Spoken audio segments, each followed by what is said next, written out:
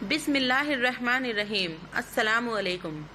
अबू इब्राहिम रहमतुल्लाह अलैह फरमाते हैं कि एक बार एक अंधा फकीर था, मगर हैरत की बात ये थी कि वो हर वक्त अपनी आंखें छुपा कर रखता था और भीख मांगता था। भिखारी तो कई होते हैं, लेकिन उस भिखारी के सवाल करने का अंदाज कुछ अलग ही था। वो सदा लगाकर कहता, जो मुझे भीख में कुछ देगा मैं उसे एक अजीब बात बताऊंगा, और जो मुझे कुछ ज्यादा देगा उसे मैं एक अजीब चीज दिखाऊंगा।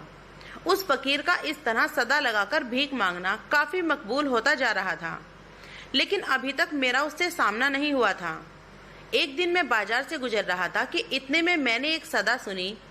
कहने वाला कह रहा था कि मैं एक अंधा फकीर हूँ, जो मुझे कुछ देगा मैं उसे अजीब बात बताऊंगा, और जो मुझे कुछ ज्यादा देगा उसे मैं कुछ अजीब चीज दिखाऊंगा।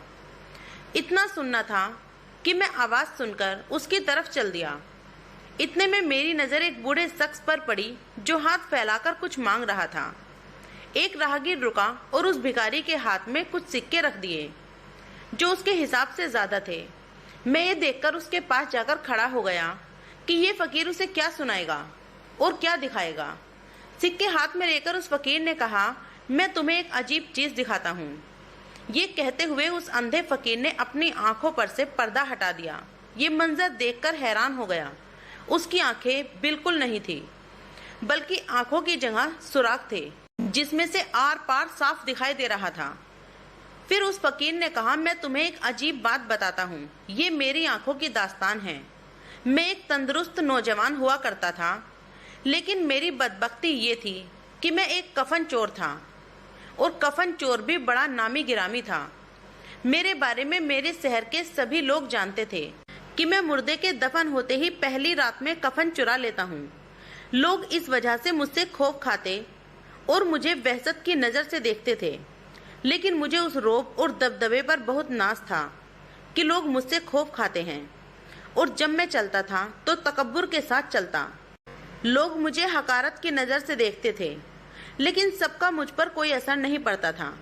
मुझे तो खुद कोई खौफे खुदा न था, और अगर कोई अल्लाह वाला मुझे समझाता या नसीहत करता तो करता भी कैसे।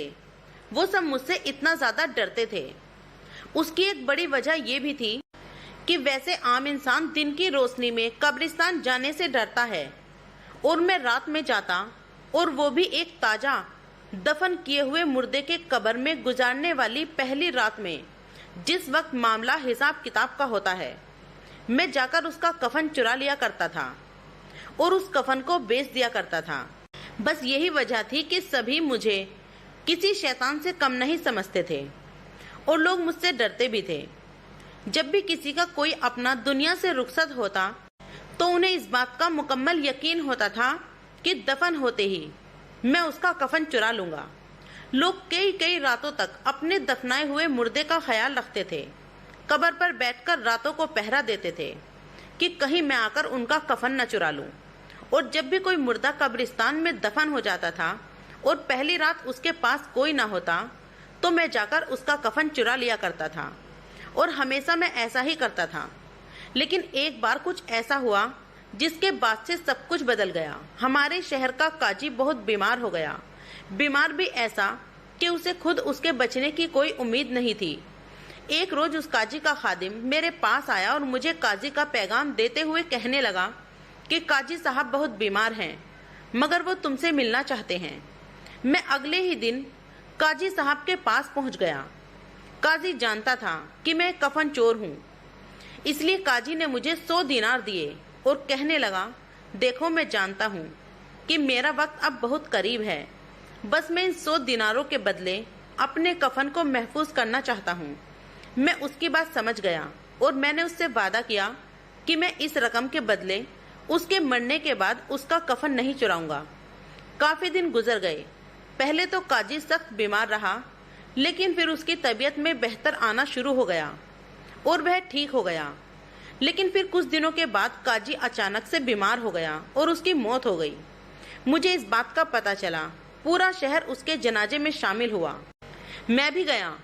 मुझे उसका कफन चुराने का ख्याल आया, मगर दिल में सोचा कि नहीं, मैंने उससे कुछ वादा किया था, और फिर उसने मुझे बदले में मुआवजा भी दे दिया था। लेकिन फिर दिमाग पर शैतान सवार हो गया اور میں نے سوچا کہ یہ تو اس وقت کی بات ہے جب وہ پہلے بیمار ہوا تھا، اور اس بار تو وہ ٹھیک ہو گیا تھا، اب وہ دوبارہ بیمار ہوا تھا اور اس کی قیمت تو مجھے نہیں دی۔ بس میں نے اس کا بھی کفن چرانے کا ارادہ کر لیا۔ میں رات ہونے کا انتظار کرنے لگا۔ رات کا تیسرا پہر تھا۔ میں دبے قدموں کے ساتھ قبرستان پہنچا اور قاضی کی قبر کو ہٹانا شروع کر دیا۔ جلد ہی میں نے مٹی ہٹا لی تھی، اور جیسے ہی میں نے اس کی قبر کھولی، قبر میں عجاب کے آثار ظاہر تھے۔ میں نے ایسا اس سے پہلے کبھی نہیں دیکھا تھا۔ اور وہ قاضی اپنی قبر میں بیٹھا ہوا تھا اور بال بکھرے ہوئے تھے، اور اس کی آنکھیں آگ کے سولوں کی طرح سرخ ہو رہی تھی۔ ابھی یہ منظر میں دیکھ ہی رہا تھا کہ اچانک مجھے اپنے گھٹنوں کے درد کی شدت ہوئی، اور ترنت میری آنکھوں میں انگلیاں جیسی کوئی چیز تیزی سے جاتی ہوئی محسوس ہوئی، یہاں تک کہ وہ میری آنکھوں کے آر پار ہو گئی، اور میں اسی وقت اندھا ہو گیا۔ کوئی کہنے والا مجھ سے کہہ رہا تھا، اے خدا کے دشمن، اللہ کے رازوں پر سے پردہ اٹھانا چاہتا ہے۔ بس یہ میری سرکشی کا عبرتناک انجام تھا کہ میں اندھا ہو گیا۔ اب یہ صدا میں اسی لیے لگاتا ہوں تاکہ جو کوئی بھی مجھے بھیک دے، میں اسے اپنی داستان سنا کر اسے سبق دے سکوں، کیونکہ شیطان کس وقت کس پر غالب آ جائے، کب شیطان کس کو گمراہ کر دے، یہ کوئی نہیں جانتا۔ بس اللہ نے مجھے میرے ہی جیسوں کے لیے عبرت کا نشان بنا کر رہتی دنیا تک کے لیے مثال بنا دیا۔ محترم عزیز و دوستو، واقعے میں یہ سبق ملتا ہے کہ اللہ کے راجوں کو راج رہنے دیجیے۔ جن کاموں سے اللہ تعالیٰ نے ہم کو منع کیا ہے، ان کاموں سے خود کو بچا کر رکھیے۔ اللہ کی بنائی ہوئی اس کائنات میں ہزاروں قسم کے راج ہیں جو صرف اللہ جانتا ہے۔ جب جب انسان اللہ کے بنائے ہوئے قانون کے خلاف جاتا ہے، انسان ہمیشہ نقصان اٹھاتا ہے۔ تو دوستو، آج کا یہ چھوٹا سا واقعہ آپ کو کیسا لگا، کمنٹ کر کے ضرور بتائیے گا۔